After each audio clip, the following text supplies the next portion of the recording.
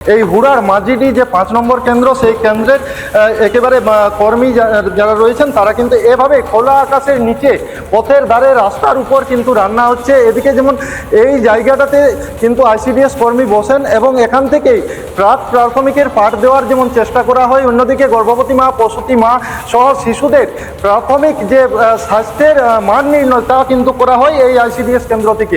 মোট 76 জন প্রাপক রয়েছে, তাদেরকে এখানে বিভিন্ন রকম সুযোগ সুবিধা দেওয়ার চেষ্টা চালিয়ে যাচ্ছে।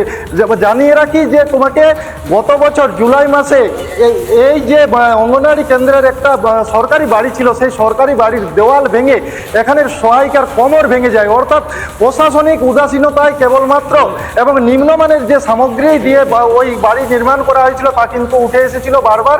তারপরে কোমর ভাঙার পরে তিনি কিন্তু এখনও চিকিৎসাধীন রয়েছেন। এখানে যারা রয়েছেন তাদের মধ্যে আইসিডিএস কর্মী রয়েছেন, প্রাপকেরা রয়েছেন, গ্রামের বাসিন্দারা রয়েছে। তারা কি বলছেন জেনে নেব। কি হয়েছিল সেদিন? সেদিন দেওয়াল ভেঙে এক কর্মীর কোমর ভেঙে গেছে এবং ওইখানে বাচ্চারা কি করে খাবার নিতে যাবে?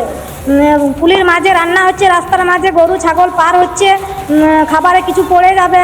এভাবে যাতে ঘরটা তৈরি করা হোক সেটা আমরা চাইছি, জানে ভালোভাবে সব কিছু হয়। দিদি ম্যাডামকে আমরা বলেছি, ম্যাডাম বলছে আমরা জানানো হয়ে